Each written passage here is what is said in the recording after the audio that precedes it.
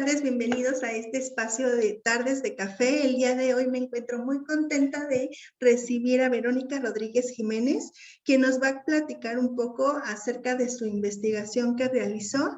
Ella se desempeña como maestra en educación preescolar, es mamá, mujer, con un pensamiento muy crítico, innovadora, creativa, y para mí de verdad que me genera mucho orgullo el saber que hay maestras que tienen esta conciencia del trabajo que se realiza con los niños.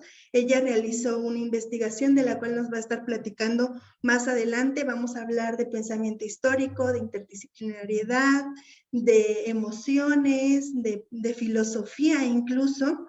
Y quiero también compartirles que esta investigación pues ha dado muchos frutos. Recientemente obtuvo el primer lugar como experiencia de innovación y de buenas prácticas en el tiempo de pandemia, y ahora también ya forma parte de las memorias de la revista de Red de Especialistas en Docencia de Difusión e Investigación en la Enseñanza de la Historia. Entonces es muy importante, y creo que para sus compañeras, en donde me incluyo porque formamos parte de la misma zona, bueno, pues es un orgullo que la maestra Verónica forme parte de lo que se está realizando en el estado de Querétaro. Entonces, Vero, te doy la bienvenida. ¿Cómo te encuentras el día de hoy? Muy bien, Ara, muy bien. Y gracias, ¿no? Por todo lo que dices, que estás interesada en esta parte, sobre todo, gracias que estás interesada. Estuve entre los primeros lugares, pero no fue el primero. Ya al final, piensa, hubo ahí como que cambios de que tenían que ver que no querían dar lugares y que querían hacer como algo significativo. Y bueno, un relajo, ¿no?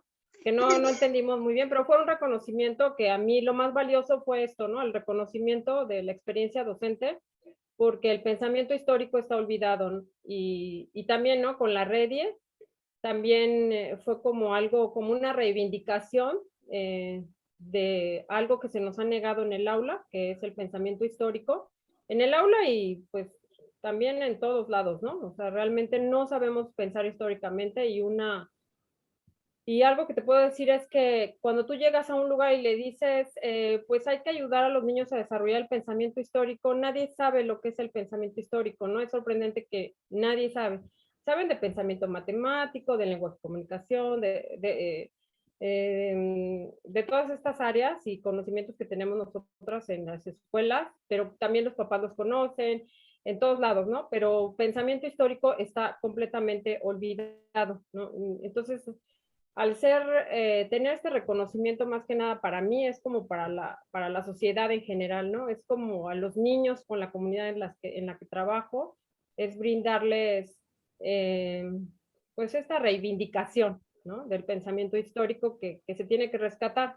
Y mi propuesta era que la enseñanza debe partir, como el núcleo principal debería de ser el pensamiento histórico, claro, ¿no? Con un sustento filosófico y emocional, y de ahí jalar todas las áreas, de ahí jalar pensamiento matemático, lenguaje, comunicación, mundo natural y social, y todo lo demás, arte, todo se jala hacia allá, ¿no? Porque todo tiene una historia. Entonces, siempre tuve esa cosquillita, ¿no? Te quería estudiar filosofía y letras y todo esto, pero historia siempre me gustó mucho por la cuestión de que te vas encontrando, siempre en cada historia te vas encontrando y eso me encanta. Entonces, cuando entré a la maestría, pues me di cuenta que sí, o sea, que no estaba tan equivocada, ¿no? Y eso como que me empezó a sentir que había una luz en el camino y pues ahora estoy totalmente así, estoy totalmente de acuerdo, estoy segura que esto es cierto, ¿no? Que debemos de partir de esto pues para formarnos como mejores ciudadanos en el mundo. Esa es la idea. Claro, y fíjate, algo que yo te admiro muchísimo y te aplaudo es que esta investigación a veces cuando los maestros o las personas que ingresan a un programa de posgrado, bueno, pues puede ser por diferentes intereses, ¿no? Puede ser por desarrollo profesional y demás, pero algo que me ha gustado es, en tu caso, es justamente que esta conciencia está verdaderamente en ti y que son cosas que tú estás aplicando en el aula producto sí de una investigación, como de tener todos estos elementos metodológicos y conceptuales que se requieren, pero que además lo sigues trabajando en tu aula. Entonces creo que eso es muy valioso, no nada más se quedó en una investigación y cumpliste con esa parte. Entonces creo que eso es muy valioso, porque justamente yo comenzaba esta presentación diciendo que eres una maestra y una persona muy coherente, y eso tiene que ver también con la manera en que concibimos a los niños. Y creo que también esto es una parte medular de esta conversación, porque al hablar de pensamiento histórico, tú también le estás dando un lugar a ellos y los estamos concibiendo de una manera distinta. Y para ti, ¿quiénes son los niños o bajo qué visión los viste durante esta investigación? Pues más que nada es que como que esta parte del preescolar, que son los niños, pues está olvidada, ¿no? Es como hacen las investigaciones primero a nivel universidad, a nivel tal vez bachillerato, pero dejan al último el preescolar. La investigación en el preescolar se deja al último. Entonces, las docentes, que lo hemos visto en la historia, las docentes, Estefanía Castañeda, Asunción Romero, todas ellas eran como maestras de preescolar y que se fueron formando, ¿no? Como investigadoras. Entonces, las docentes hemos jugado como, las docentes en preescolar, se ha jugado como este papel de, eres docente, eres ama de casa, eres esto y también tienes que investigarle por aquí. Pero no hay un apoyo eh, un apoyo real, ¿no? Como se les da a las grandes universidades, a la educación superior, y el preescolar queda como en segundo término, ¿no? Entonces, más que Claro. nada es por eso que me he dedicado. Y me dedico a esto porque creo que es ahí donde se encuentra realmente el cambio, ¿no? Si los niños crecen fortalecidos en toda su estructura psíquica, van a ser grandes personas, grandes ciudadanos, todo, ¿no? O sea, todo está ahí de los 0 a los 5 años y tal vez de los 5 a los 10 años un poco más, pero ya después de los 10 años es difícil hacer cambios y creo que todos lo sabemos de alguna manera, ¿no? Ya la locura nos persigue, ya cuando después de los 10 años ya. Claro, y entonces estamos pensando en un niño preescolar que puede expresar ideas, que sus pensamientos también es un reflejo de estas construcciones que están haciendo y de esa explicación que va desgraciadamente construyendo solos. Hablábamos en algún otro momento que justamente en preescolar o los niños que asisten en el preescolar tienen que hacer esta construcción solamente de lo que observan, porque a veces pensamos que no están preparados para hablar de ciertos temas y justamente los adultos somos quienes los limitamos y los limitamos de una manera probablemente inconsciente, pensando esto que te decía, ¿no? Que no están preparados para hablar de eso. Sin embargo, los niños ya tienen un sinfín de ideas acerca de eso que nosotros creemos que al niño no le preocupa, no le interesa, pero que está ahí en su contexto y es por eso que se vuelve importante, es por eso que el niño ya está tratando de construir y de armar ese gran rompecabezas de cómo está funcionando el mundo a su alrededor. Entonces, ya partimos de esa idea de niño y ahora quiero que me platiques un poco qué es esto del pensamiento histórico. Tú decías hace un momento, es algo que prácticamente desconocemos. Entonces, me gustaría que tú nos pudieras decir o describir un poco en qué consiste, cómo es que lo podemos fortalecer también en los niños en esta edad de preescolar. Mira, bueno, hay varios autores que manejan lo que es el pensamiento histórico y tienen todos una postura, unas teorías, etcétera, ¿no? Que al final van ligadas, ¿no? Por ejemplo, hay un autor que me gusta mucho que posiblemente él no esté tan de acuerdo en llevar el desarrollo del pensamiento histórico desde edad muy temprana, pero sin embargo ya hay otros autores, muchos que sí, sobre todo Pagés, Joan Pagés, que hace poco falleció al principio de la pandemia. Él está totalmente de acuerdo y él estaba totalmente de acuerdo, estaba haciendo investigaciones, de hecho hizo investigaciones en preescolar, lo cual me parece, y en preescolar y en México, ¿no? Tiene un estudio, no me recuerdo si te lo pasé ahora, pero bueno, si no, luego te lo paso. Tiene todo un estudio, está muy interesante lo que él habla, ¿no? De cómo también está olvidada esta parte y las maestras en preescolar a veces terminamos siendo mecanicistas o segmentando el conocimiento, ¿no? Pensamiento matemático va aquí, lenguaje y comunicación va acá, construcción del mundo social, natural y social va de este lado,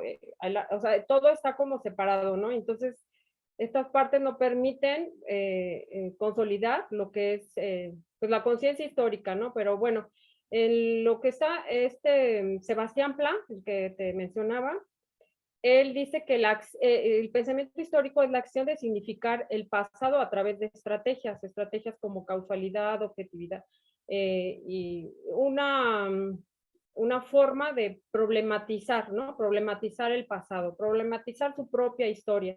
Ese podría ser Seixas. Seixas es otro historiador. Él dice que es más que nada problematizar tu propia historia. Entonces es lo que se hace, ¿no? O sea, no quiere decir que los niños van a tener conciencia histórica ya desde pequeños, no.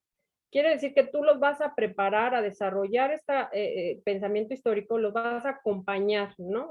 Porque ellos ya tienen un pensamiento propio. Y entonces tú los acompañas a través de preguntas generadoras, que es la parte filosófica y que toca las emociones. Tú los acompañas haciendo preguntas constantemente sobre el pasado y que vean que está vinculado con el presente para construir el futuro. Ese sería en sí el pensamiento histórico. No sé si me quedó un poco, si te... Sí, te Ajá, seguimos. Y fíjate ajá. que ahorita que te estoy escuchando hablar de esto, digo, es algo tan Innato. innato y tan cercano a todas las personas. Creo que ya lo comentaba en otro momento, digo, incluso los objetos que tenemos a nuestro alrededor, todo tiene una historia, tiene un porqué, tiene un proceso. Y bueno, tuve la fortuna también de tener acceso a tu investigación, de poderla leer porque me la compartiste. Y bueno, hay un sinfín de cosas que quiero comentar contigo, pero me gustaría que pudiéramos poner en contexto a nuestra audiencia y nos platiques en qué lugar desarrollas esta investigación. Estoy ahorita trabajando en la comunidad Los Benitos, que me ha gustado mucho estar ahí en esa comunidad, porque es una comunidad que descubriendo su historia, de hecho aquí tenemos la revista que sacamos del año pasado, Mi Comunidad Los Benitos. Entonces, a través de fotos, entrevistas que hicieron los propios niños, etcétera, pues fuimos recopilando, ¿no? Recolectando datos de manera, pues un poco etnográfica, por así decirlo, pero creo que es como que fueron los pininos, ¿no? Como que fue esto de encontrarse en una comunidad donde también está olvidada, porque al parecer no está dentro de las poblaciones que ya están ya bien marcadas en el Instituto Nacional de Antropología e Historia. Entonces, estas cuestiones donde se marcan las comunidades, eh, se vinieron unas muchachas de la UAC a hacer un estudio, el cual creo que no sé por qué no terminó de cuajar, pero bueno, a partir de esta necesidad de la misma comunidad, de que pues ellas estaban muy contentas, de que ya iba a salir algo de la comunidad y estaban muy contentas, ¿no? Y de repente nada, y pues se vino la pandemia y peor. Entonces, pues tratando de pensar en eso, trabajamos en la revista y pues encontramos datos bien interesantes de que la comunidad de los Benitos pues se formó a través de dos señores que les decían los Benitos y que vendían pulque.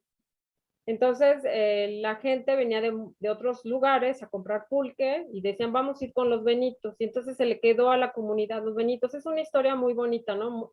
Es muy larga y todo, y la gente de ahí tenía sus propias tierras y hay una historia que me gusta mucho que ellos también descubrieron en este proceso, donde pues les decían a los señores que no eran dueños de la tierra, le decían patrón, simplemente porque les prestaba el arado y la maquinaria, entonces les decían patrón y entonces le daban toda su cosecha al patrón y el patrón pues les dejaba pues algunas moneditas, pero alguna comidita que sacaban de ahí mismo de la cosecha, pero en sí todo era para el patrón, ¿no? Cuando la tierra era de ellos mismos. Y todo esto se fueron descubriendo estas historias y luego pues perdieron sus tierras, ¿no? Varios perdieron sus tierras, se quedaron con nada más un pequeño pedazo y bueno, así se fueron descubriendo varias cosas que a ellos les significa mucho, ¿no? Les significa mucho y también el hecho de que se considere esto para la comunidad como algo de ellos, ¿no? Que les pertenece y que aunque ahorita pues ya no son dueños de todas las tierras como eran antes, pero de todas formas saber que en el momento eso era de ellos y que estuvieron presentes y que son parte de la historia. Entonces todo esto forma la identidad, ¿no? También de los niños, ¿no? De ver qué bonita está la historia, ¿no? De los Benitos. La otra parte tal vez no está tan bonita en cuestión de las tierras, pero pues al final de cuentas los niños van formando su propia concepción de dónde están parados, ¿no? Y esto tal vez el día de adelante, el día de mañana, los niños, teniéndole cariño, respeto a los otros y respeto a su propia tierra donde nacieron y crecieron, puedan hacer algo para formar una comunidad que, que el tejido social sea fortalecido, ¿no? Esa es como la idea también del pensamiento histórico. Entonces empiezas a trabajar con los niños desde pequeños, porque ya más tarde tú quieres enseñarles historia a los niños ya de primaria, secundaria, y todo es cronológico, y que aquí Roma y luego Grecia y así todo en orden. Y no tiene como que nada que ver con ellos, ¿no? O sea, como que la historia de allá es de allá y mi historia ni la conozco y tampoco ni me importa si se vincula con esta historia que está de manera cronológica, ¿no? Entonces la Claro. idea es que ellos vayan teniendo herramientas para formar, para desarrollar el pensamiento histórico y que más adelante sea más fácil. Sí, y fíjate, ahorita que nos estabas platicando de eso, digo, qué importante es generar ese sentido de pertenencia a los lugares, ¿no? Porque Ajá. incluso desde el enfoque actual que tiene la educación con esto de la nueva escuela mexicana, Ajá. viene mucho eso, ¿no? Que puedan tener este sentido de pertenencia, esta Ajá. parte de cívica, ética en relación a su entidad como identidad como mexicanos. Y fíjate que yo decía, o en algunas otras ocasiones, cuando voy descubriendo estas cosas tan interesantes como maestra, digo, bueno, algunas, esto que tú comentas, ¿no? Partir del contexto para plantearles algo, en la entrevista ellos realizaron, en la revista ellos realizaron entrevistas, documentaron esas historias, y yo digo, a veces hacemos cosas en el preescolar, pero no tenemos esa conciencia de por qué lo estamos haciendo. Entonces creo que es muy importante conocer también por qué se hacen las cosas, qué sentido tienen. Y algo que me gustó mucho fue que tú utilizaste esto de la metodología de la pregunta. Los niños en estas edades se hacen una infinidad de preguntas y también las maestras las utilizamos, pero a veces no sacamos el provecho justamente por no tener estos elementos o esta claridad de para qué la vamos a utilizar y qué es lo que nos puede brindar. Entonces, durante tu intervención, las preguntas fueron, entendí en el documento, parte de la metodología de esta investigación. ¿Es correcto? Ajá. Sí, la Sí. pregunta generadora, ¿no? Que tiene también todo un estudio, ¿no? De investigación a nivel filosófico, o sea, está muy interesante, pero bueno, no me centré en ese estudio, sino me centré en el pensamiento histórico y lo tomé como si fuera una herramienta, la cual fue muy valiosa en esta pandemia porque eh, lo fuimos manejando junto con los papás, ¿no? Hay papás que se sorprendían muchísimo. De hecho, bueno, todos se sorprendieron de que le preguntaban cosas. Yo les daba las preguntas al principio porque al principio como que era difícil que a los papás se les ocurriera. Entonces yo les daba las preguntas, pero poco a poco ellos también iban preguntando más porque el chiste es que ellos aprendan a también trabajarlo, ¿no? Acompañar a sus hijos, ¿no? Que yo soy la maestra, pero realmente los que acompañan y la crianza es de los padres. Y pues el desarrollar el pensamiento histórico también tiene que ver con esta crianza, ¿no? Entonces es todo un acompañamiento y los papás hacían preguntas y los papás se sorprendían de lo que contestaban los niños, porque a veces a los niños se les dice, no, es que eso no tiene que ver, no te estoy preguntando sobre eso. Pero si tú escuchas bien al niño, te vas a dar cuenta que lo que te está diciendo tiene que ver con eso, ¿no? Aunque parezca que está divagando y te está contestando otra cosa que no tiene nada que ver, sí tiene que ver. Entonces tú siempre preguntarle, pero ¿por qué me estás diciendo eso, no? O cómo ves, cómo estás observando tú, desde qué ángulo. Bueno, no le dices desde qué ángulo, pero sí le dices de qué manera lo estás observando, ¿no?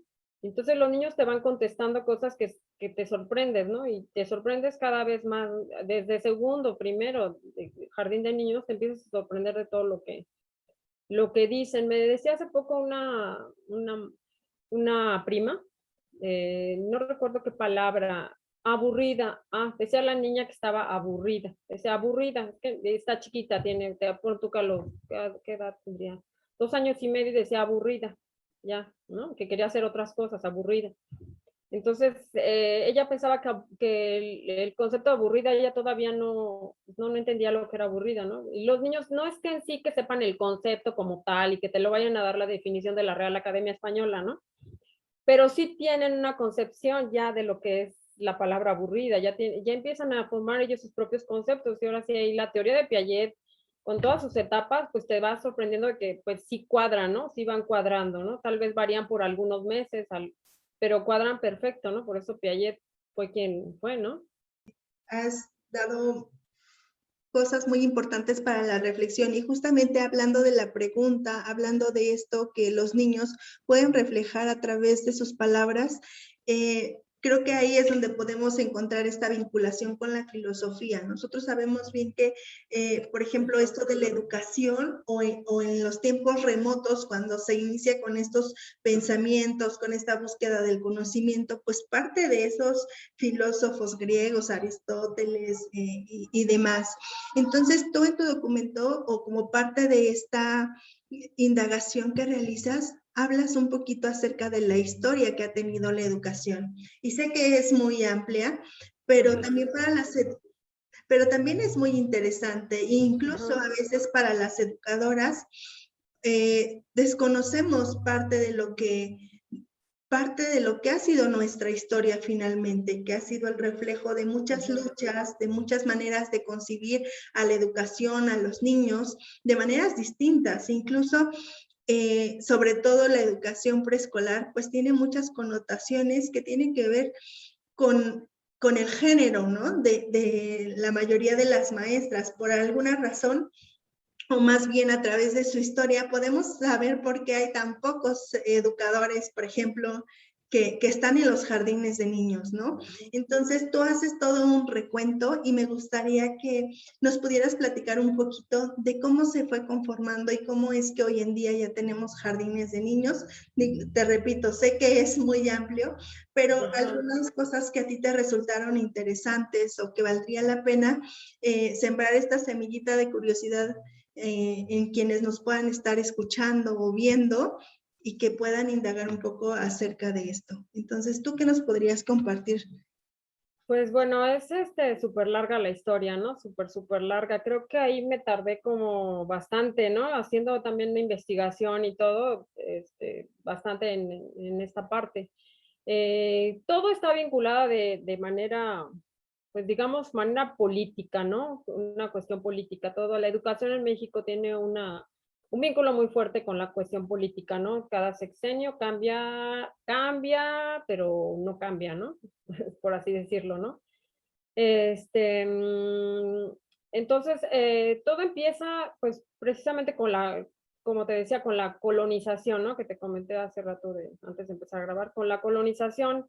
Podríamos empezar ahí la historia de la educación en México, pero es algo como muy fuerte porque, pues, tiene que ver con la evangelización, ¿no? Con esta cuestión en donde, pues, bueno, todo el mundo recuerda, ¿no?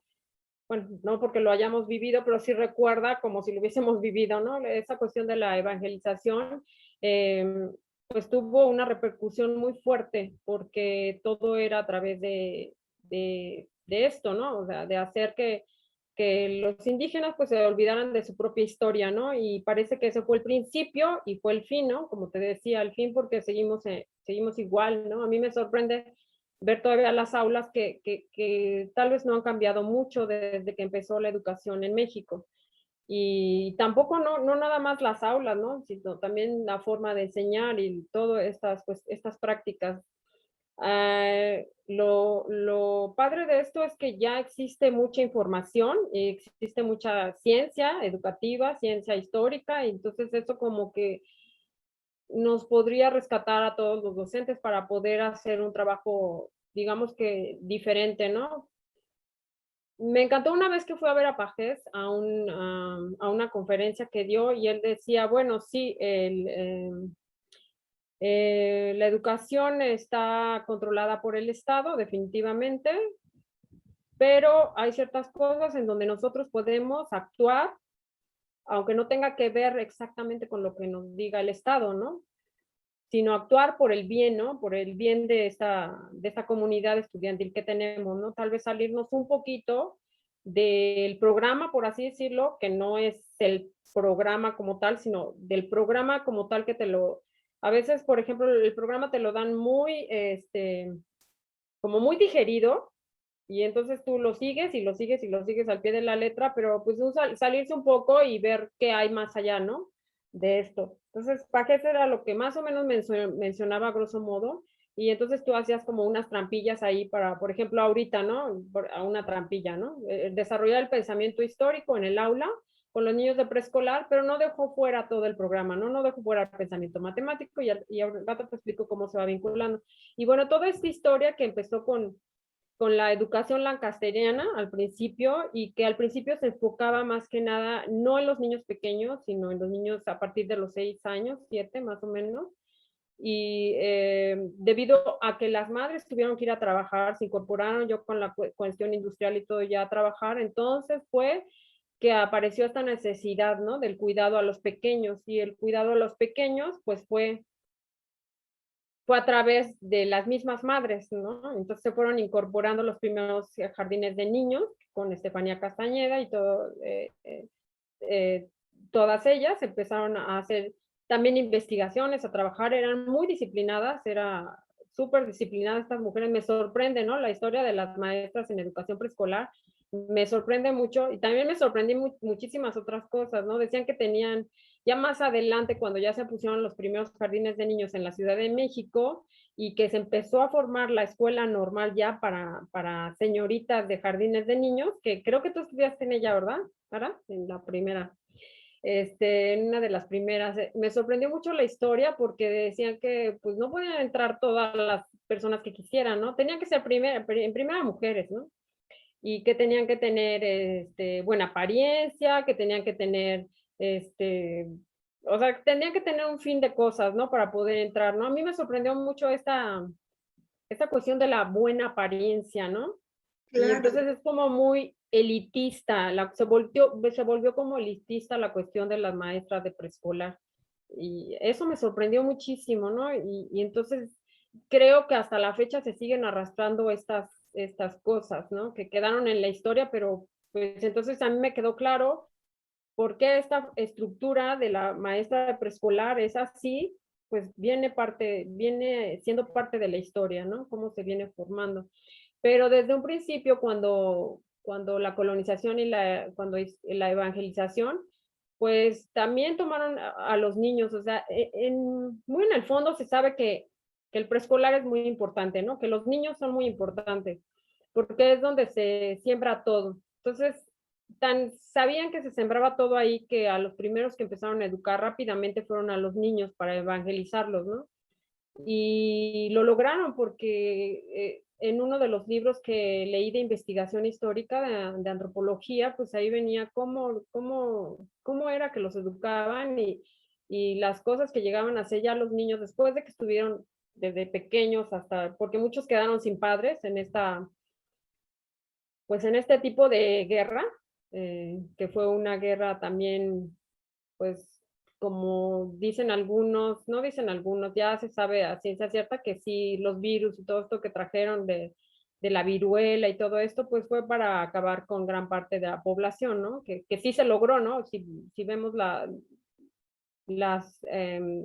fueron muchísimas Estadísticas. indígenas que murieron por estas enfermedades, ¿no? Entonces muchos niños se quedaron sin padres y ellos fueron a los primeros que empezaron a educar, a evangelizar y después, pues las cosas que hicieron fueron, pues, tremendas, ¿no? Ya cuando veían a alguien que creía en el dios de la luna, en el dios del sol, o otro, seguían manteniendo sus mismas, pues eran castigados a veces hasta por los mismos niños que ya, bueno, ya no eran tan niños, ya empezaban pubertos, eran castigados por los mismos pubertos, ¿no? Entonces, creo que sí se sabe, ¿no? Sí, o sea, sí se sabe que lo que se teje en la infancia es lo más importante, ¿no? Y bueno, hay muchos ejemplos. Ahorita quisiera recordar otros porque sí me sorprende, ¿no? Cómo han tomado a los niños para estas cuestiones, ¿no? Entonces, desde esa perspectiva, pues empezar, ¿no? Empezar, pero ya no para manipularlos ni para estas cuestiones que se han venido haciendo, sino para que ellos crezcan con un pensamiento más libre, ¿no? Yo soy como Fanon, Freire y todos ellos que los han tachado digo, no, sí, de forma despectiva como izquierdosos, ¿no? Rojos, no sé, se les dice comunistas, o sea, ya sabes, ¿no? Es como el desprestigio, ¿no? Pero en la educación creo que esta parte es muy importante, ¿no? Crecer con libertad para construirte. Y bueno, esa ha sido la historia, ¿no? Creo que la historia que me hace ponerme chinita la piel, pues es esta parte, ¿no? De la evangelización y posteriormente, pues la manera elitista en que se vino dando en el preescolar para las maestras como tenían que ser. En un principio parecía bien, parecía esta cuestión de hecho, las primeras escuelas eran de maternaje, no se les decía propiamente jardines de niños. Aquí la primera fue en el Mercado El Volador, en el Mercado El Volador en el DF, fueron las primeras, pues, pininos de lo que iba a ser ya el jardín de niños, ¿no? Posteriormente. Y pues ya más adelante, pues empezaron ya a formarse ya muy fuerte ya los jardines de niños.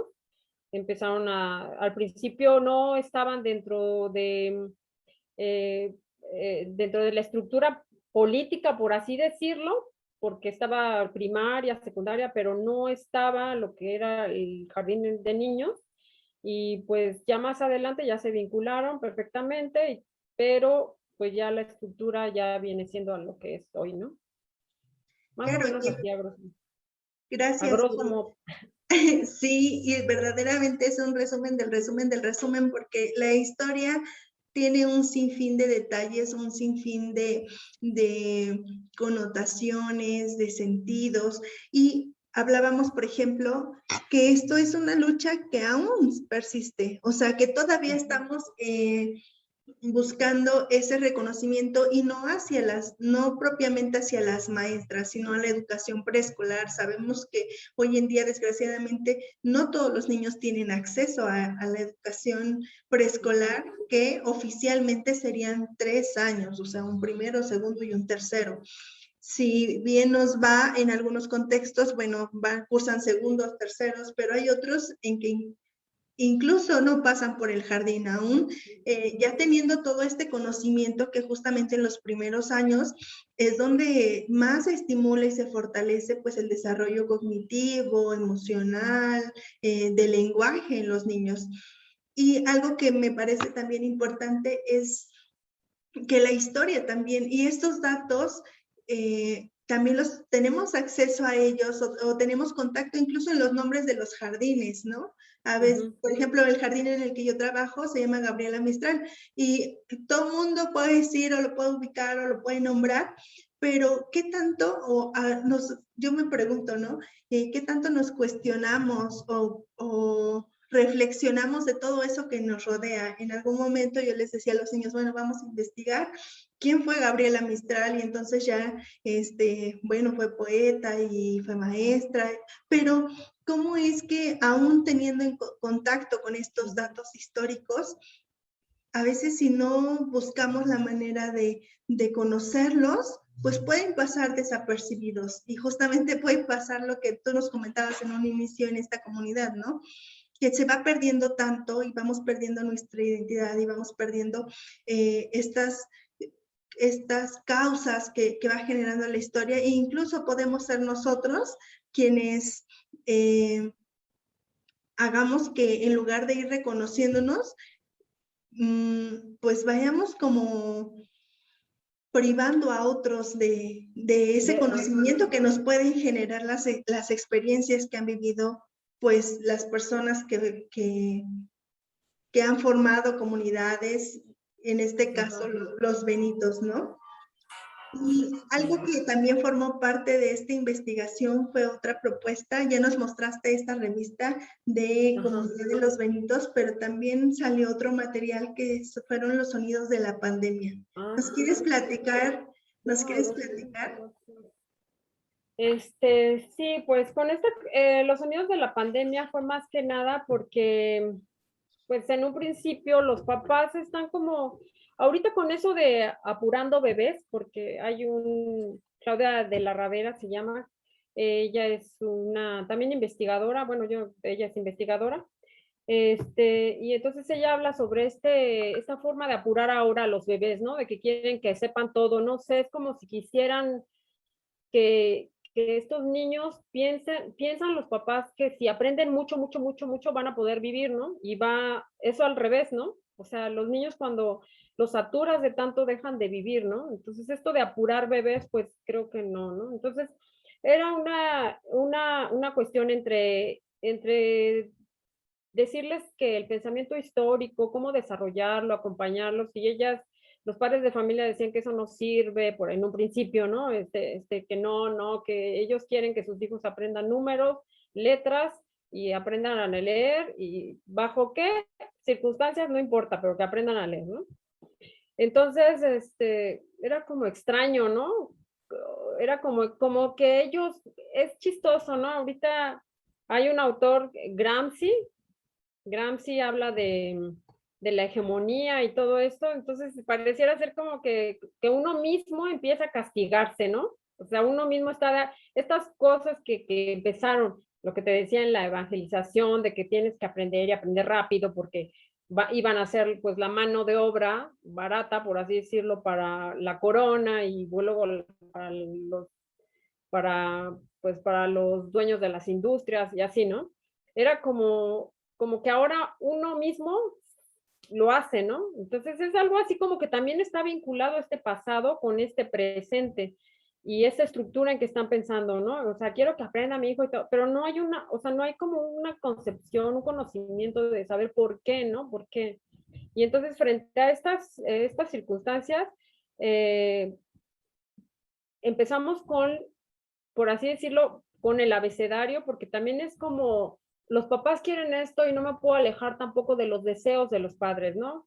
No ser tan tajante y decir, ahora va a ser esto y punto, ¿no? Sino también, entonces empezamos a ver, bueno, sí, van a conocer las letras, pero bajo estas cuestiones para que los niños las disfruten, ¿no? El dibujo es algo muy innato del niño, ¿no? La fantasía, todo esto. Entonces, es por eso que sacamos este libro del sonido de las pandemias, porque los niños iban aprendiendo los sonidos los sonidos de ciertas palabras y los vinculaban con una letra a través del sonido nada más, ¿no? Los niños pues por ellos mismos quisieran aprender más, iban a aprender más, pero no es tanto depositar el deseo del papá en el niño, ¿no? Sino los deseos propios de los niños, escucharlos a ellos. Es por eso que saqué este librito de los sonidos de la pandemia, y entonces cada niño hizo su propia interpretación de lo que él quería rescatar en esta pandemia que todo parecía tan silencioso. De hecho, se hicieron un poema. Estuvo muy bonito esa parte, ¿no? Porque ¿qué sonido rescatarías tú en esta pandemia? Que tú salías a las calles y estaba todo vacío, todo el mundo tenía miedo, en ciertas comunidades tenían menos miedo. A mí me sorprendían, en las comunidades que están más olvidadas, ellas decían, a mí la pandemia ya no me hace nada, maestra, ¿no? Ya todo lo que me ha pasado, la pandemia no me hace nada, ¿no? Es como triste, ¿no? Es como fuerte. Y es por eso que saqué esta parte, ¿no? En donde el dibujo es lo más importante y el sonido, ¿no? No tanto la letra en sí, sino todos los vínculos que están alrededor de las letras, ¿no? Y creo que muchos papás me empezaron a seguir a partir de todos estos trabajos y fue muy padre, ¿no? Fue muy padre la respuesta de los papás. Si hubo al final alguna mamá o algún papá que tal vez dijo, no estoy de acuerdo porque los niños no deben de aprender tantas cosas como de estas, de preguntarles y de, como que los niños no, o sea, todo tiene que ser mecánico, aprendido y bajo esas circunstancias, ¿no? Moverse. pero a través de esto pues fue muy enriquecedor todo, como que sí Y, se dio y entonces empiezas a ver, ay perdón, sí, que si nos podías mostrar un poquito más de tu el libro, ajá, si nos ayudas a hojearlo un poquito, sí, para que puedan conocerlo. Perdón por interrumpirte, pero continúa. sí, no, no te preocupes. Entonces empezaban así a hacer ellos, ¿qué sonido rescatarías con la letra que ellos eligieron, ¿no? La letra que más les gustaba, y qué sonido rescatarías, ¿no? En la pandemia. Entonces está vinculado la historia de esta pandemia, porque esto es historia ya, y está vinculado la emoción, está vinculado el sentimiento del niño y está vinculado también la necesidad del padre, porque también hay que pensar que los padres no tienen la culpa de pensar así, ¿no? Es todo un sistema que nos ha orillado a este tipo de competencia, ¿no? Una competencia ya carnívora, ¿no? Por así decirlo, ¿no? Entonces, Sí. así fue y pues los niños iban haciendo sus propias interpretaciones y me platicaban de ello, hicieron un poema también. ¿Cuáles eran los sonidos que rescatarías, por ejemplo, de la voz de tu mamá, de tu papá, ¿no? Entonces sí, pues sí Justamente. estuvo muy bonito y conmovedor, digámoslo así. Y entonces ahí se ve, por ejemplo, Pages habla de una construcción al principio, construcción de la conciencia histórica con el tiempo, ¿no? Histórica temporal. Y esa conciencia histórica temporal es lo que ayuda a relacionar el pasado con el presente. Entonces, para construir el futuro.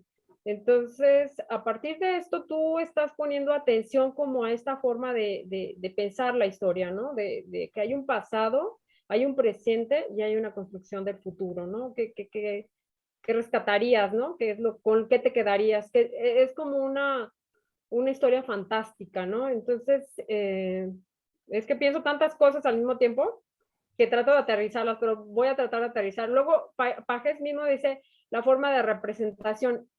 Cuando tú ya construyes este pensamiento histórico temporal, entonces ya lo interpretas de manera narrativa, ¿no? Entonces ahí está la narrativa.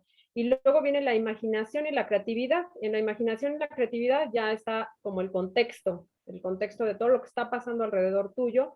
Y por último ya viene la construcción científica, pero ya a un nivel pues mayor, ¿no? Entonces por eso tú los vas a acompañar a desarrollar su pensamiento histórico. Y bueno, en todas estas cosas, pues hay figuras geométricas, hay números, hay letras, hay todo lo que se quiere aprender en jardín de niños, ¿no? O sea, todo gira, por ejemplo, al principio a nosotros nos piden una planeación diagnóstica, ¿no? Para ver cómo están los niños.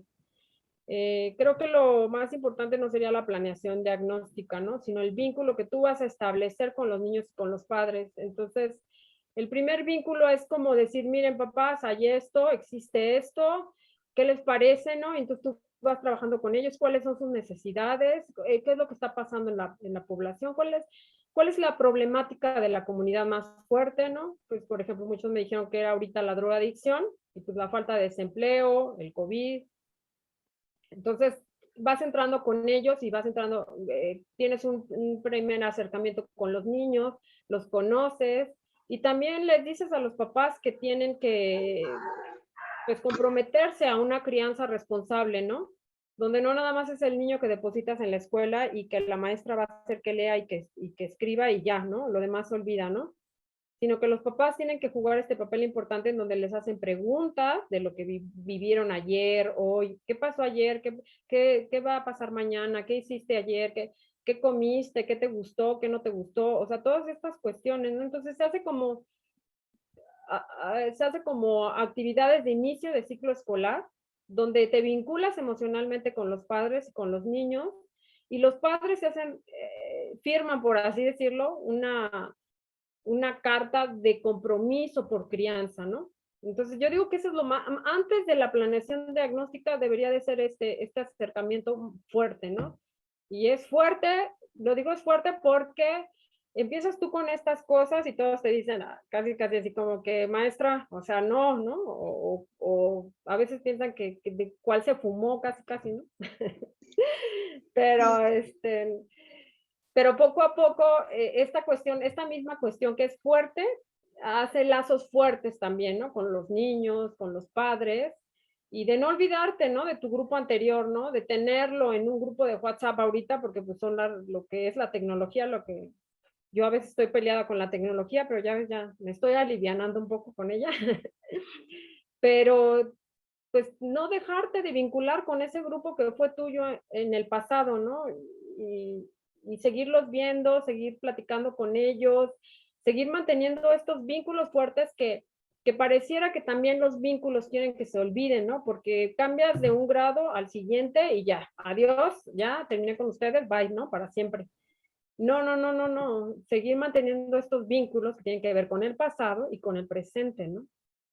Fíjate que ahorita que te estaba escuchando me estaba sucediendo prácticamente algo que tú estabas comentando, que se vienen tantas cosas a la cabeza, tantas ideas, y yo estaba pensando en esto que conocemos por educación. Tú mencionabas, ¿no? A veces está esta idea de que los niños pues tienen que aprender a escribir, a leer, pero sin sentido alguno. Creo que ahorita también esta pandemia, como parte de los aprendizajes que nos ha dejado, es esto, ¿no? Ver que hay un mundo de información y que quizá la prioridad no está en el contenido, está en esta interacción con los otros, está en estas habilidades, está en este pensamiento creativo, crítico que tenemos que desarrollar en las personas, porque eso va a estar vigente para toda su vida, va a ser algo que les va a seguir, que les va a servir para aprender bajo cualquier contexto y situación. Y esto de los vínculos que mencionabas, digo, qué importante. Fíjate, yo nunca lo había pensado de esa manera, pero es cierto.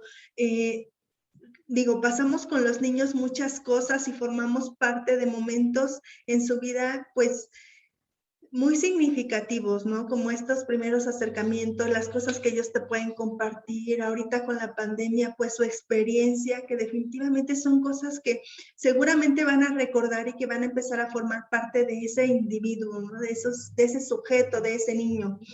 Y digo, sí es cierto, o sea, como aun cuando formamos parte, tanto ellos de nuestra historia como nosotros en la de ellos, terminar el ciclo escolar y pareciera ser que incluso están estas cosas que dicen, no, es que no puede estar con la misma maestra porque ya se conocen y demás, y uno se pone a pensar, ¿no? Y seguramente también de ellos, estas personas que lo hacen de esa manera tendrán sus argumentos, pero qué importante es establecer estos vínculos y con los padres de familia también, y esta comprensión de lo que hacemos finalmente está en esa historia que tenemos.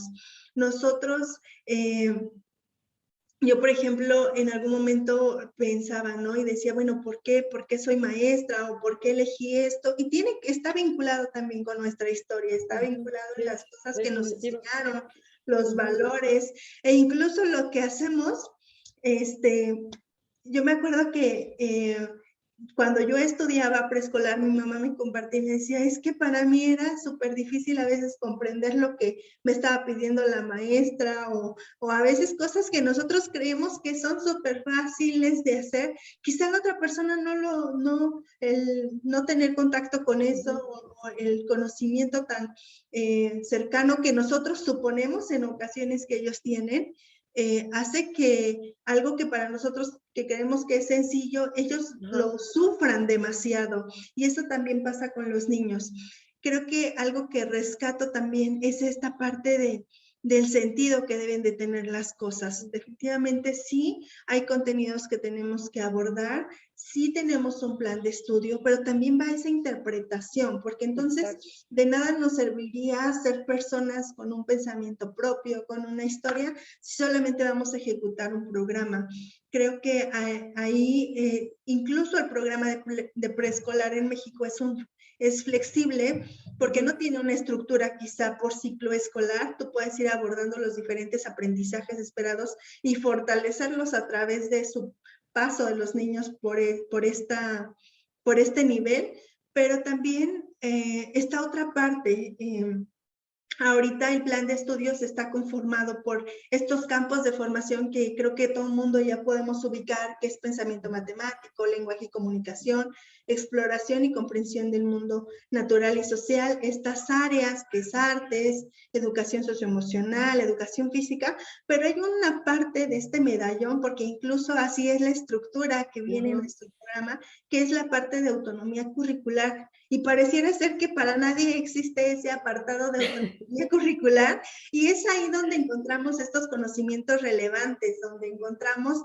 esta vinculación con la tecnología, y hay ese espacio donde a veces también por temor y por falta de estos conocimientos no nos animamos a explorar los maestros.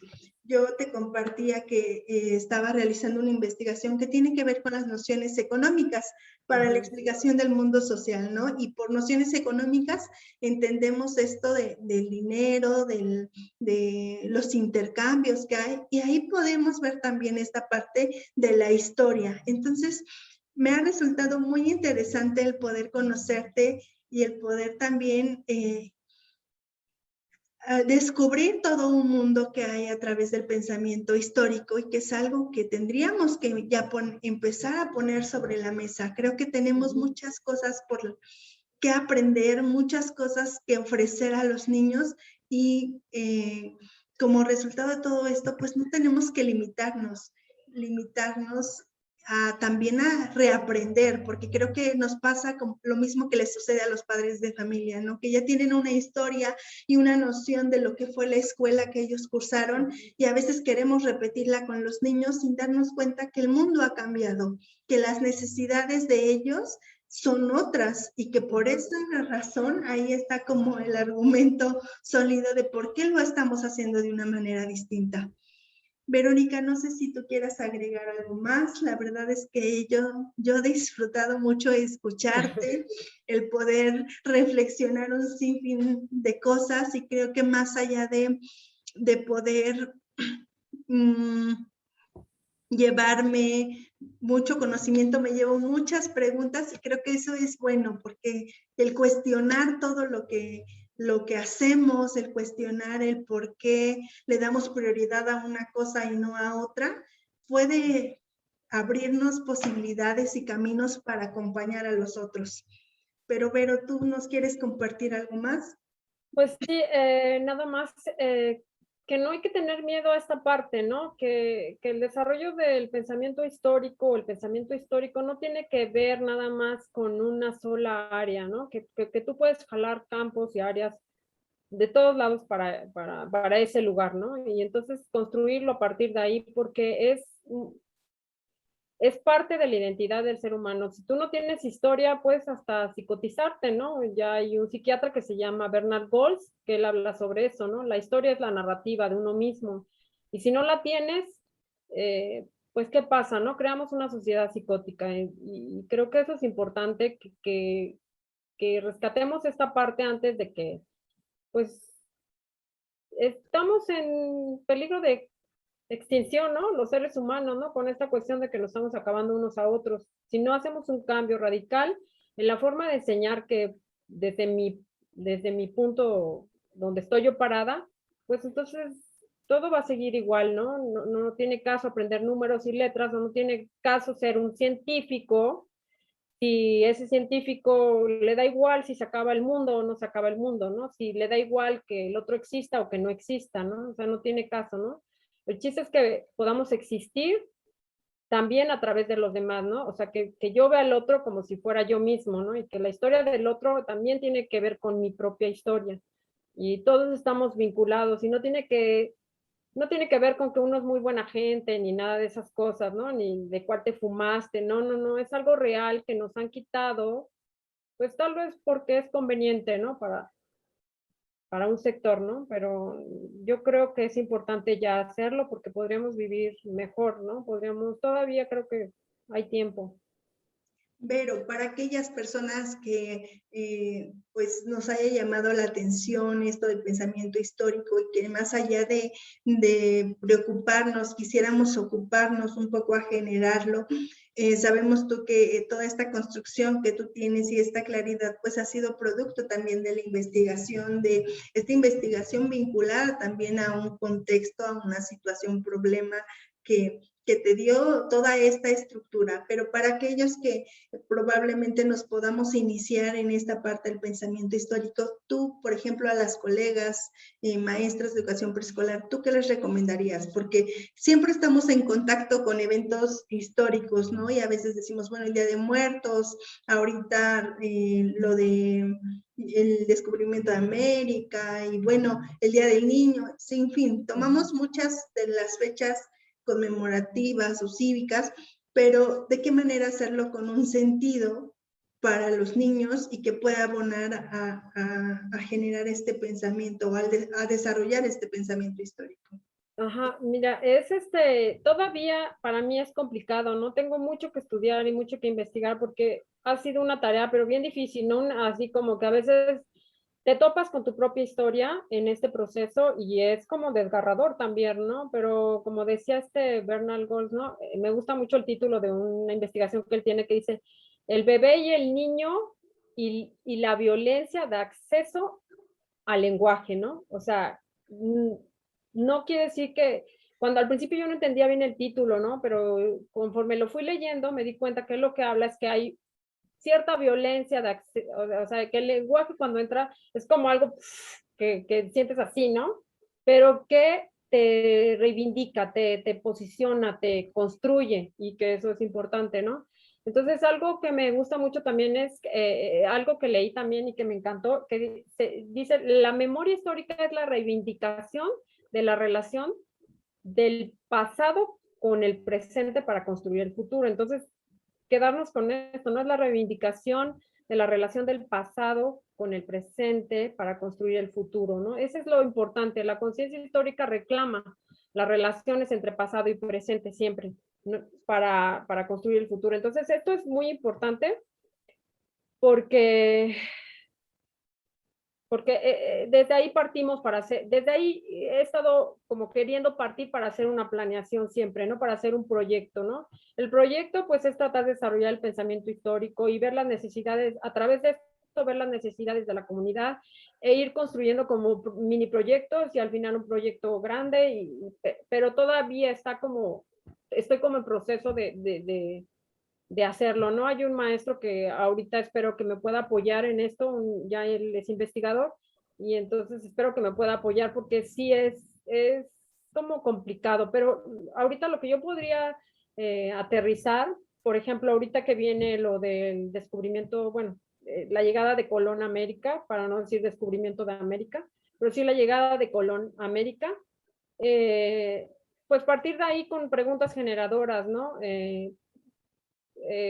Por ejemplo, poner imágenes primero, imágenes de Colón, imágenes de los indígenas. Mira, este señor vivió hace mucho, mucho tiempo, porque también a los niños puedes decir mucho, mucho, y ellos entienden que ya hay un pasado, ¿no? Ya entienden. De hecho, desde los 2 años empiezan cuando yo era bebé y quieren ver sus fotos de bebé y les llama mucho la atención esto, ¿no? Entonces, ver esta parte y que los indígenas, cómo estaban vestidos y decirle, mira, ¿cuál te gusta más? ¿Cómo están vestidos? O sea, tomar en cuenta la ropa que también es parte de la historia, tomar en cuenta también, por ejemplo, quién fue la esposa de Cristóbal, o sea, no se habla de la esposa de Cristóbal Colón, Felipa Moniz, hablar de las mujeres, porque en la historia que nos han presentado, para empezar hay que pensar así, ¿no? Cuando empezamos a hacer la planeación, ¿no? La historia que nos cuentan es una historia muy eurocéntrica, ¿no? Todo viene de Europa, ¿no? Toda nuestra historia está construida como desde la visión de los europeos. No quiere decir que por esto vamos a construir nosotros una historia ya ahora muy mexicana, ¿no? No, tampoco se trata de eso, ¿no? Se trata como que llegaron a un punto medio en donde encontremos cosas, pero los niños van a encontrar también cosas, ¿no? Entonces tú les preguntas, mira cómo estaba vestido, cómo era la ropa antes, cómo era, etcétera, etcétera, ¿no?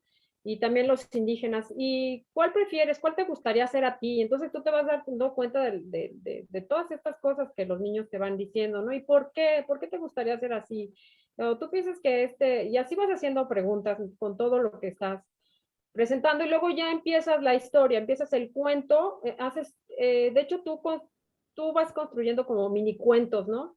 Pero donde incluyes a mujeres, a niños, incluyes por ejemplo, la mamá de Cristóbal Colón, Felipa Moniz, perdón, la mamá, la esposa, pero la mamá le dio mapas a Cristóbal Colón porque el esposo de la mamá de Felipa era también navegante, bueno, era construía mapas, ¿no? Y todo esto. Entonces, la mamá le da mapas a Colón. Entonces, tú empiezas a hacer toda una historia, pero donde incluyes a las mujeres también.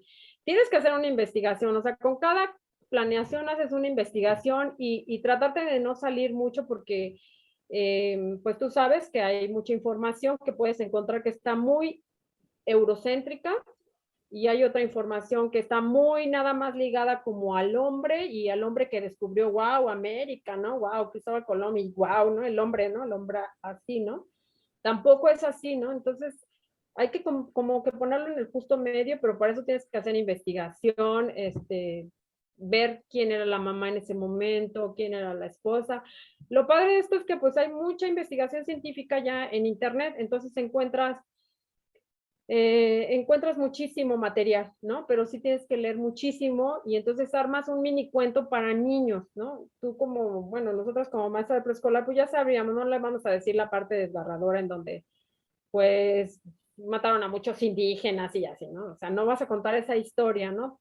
Pero vas a empezar a contar una historia que tenga que ver, que pueda tomar en cuenta a las mujeres, que pueda tomar en cuenta a los niños, y sí decir, ¿no? Que llegó Colón y se sorprendió de todo lo que había en México, la naturaleza, pero que creían en diferentes cosas, ¿no? Que los europeos creían en Cristo, en Dios, y que los indígenas pues creían en Dios de la luna, del sol, y entonces pues no estaban de acuerdo en un momento, y entonces los europeos quisieron, o sea, tú armas una historia fantástica, como un cuento fantástico, y que qué mejor sería que los papás se las contaran, ¿no? Tú la puedes contar como maestra, pero si tú la cuentas y los papás la cuentan también, entonces hace con...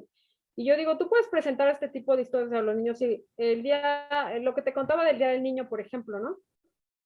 El Día del Niño, en vez de traerle a estos personajes de Walt Disney y todo, porque esos los ven a diario, o sea, te los bombardean a diario, te cuentan las caricaturas, y hay unas caricaturas que yo digo, por Dios, ¿no? O sea, y luego se quejan de que los niños no pueden tener acceso a cierta información, pues ya tienen toda la información, ¿no?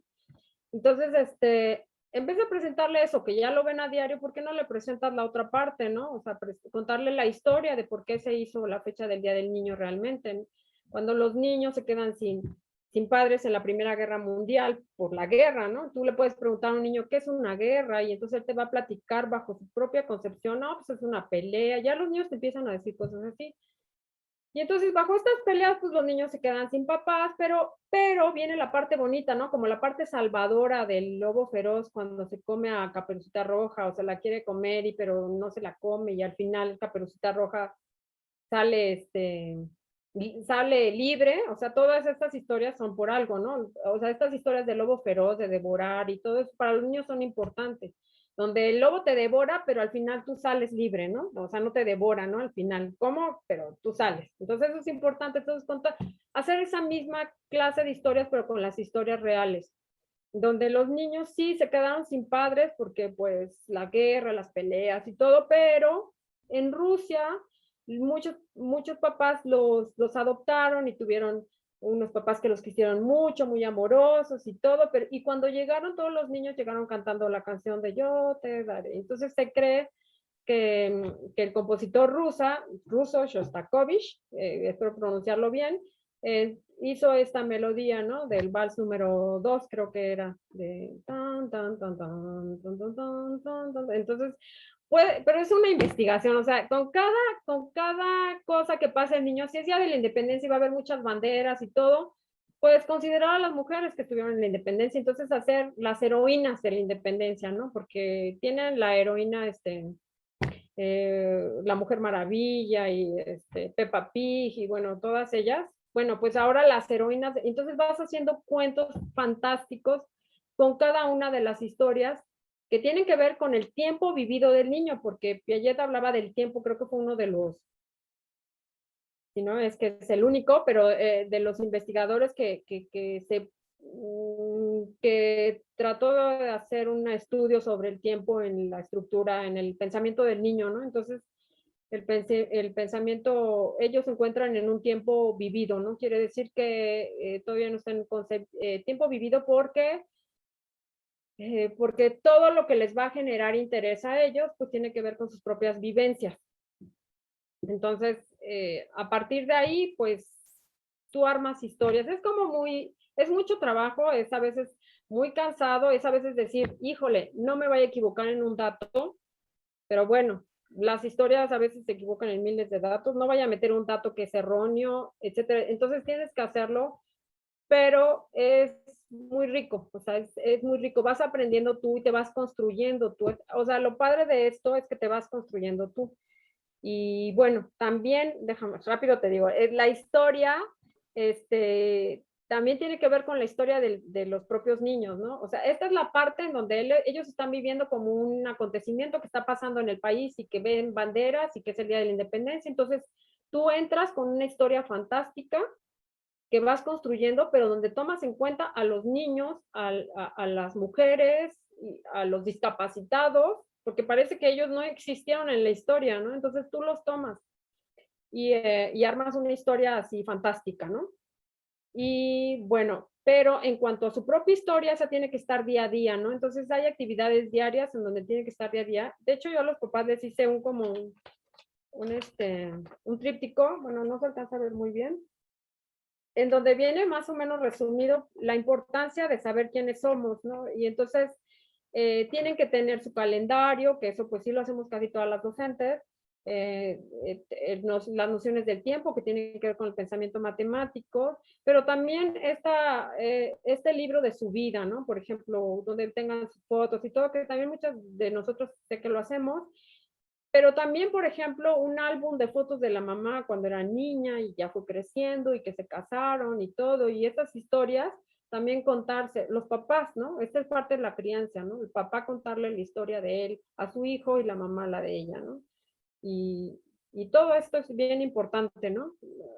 Por ejemplo, hablar de las emociones, es que ayer me enojé con tu papá, o sea, pero no le vas a contar por qué te enojaste y que, o sea, toda la realidad, ¿no? Pero sí, sabes que ayer estaba enojada o en el momento me siento enojada y después al día siguiente, ayer estaba enojada y ahora me siento contenta y por qué y todas estas, o sea, todo este lenguaje, manejarlo todo el tiempo con el niño, ¿no? De manera que existan vínculos, ¿no? Y vínculos. Cuando yo leo, por ejemplo, la historia de Colón y de la esposa, y me empiezo a apasionar muchísimo porque digo, ¿dónde estaban las mujeres, no? ¿Por qué?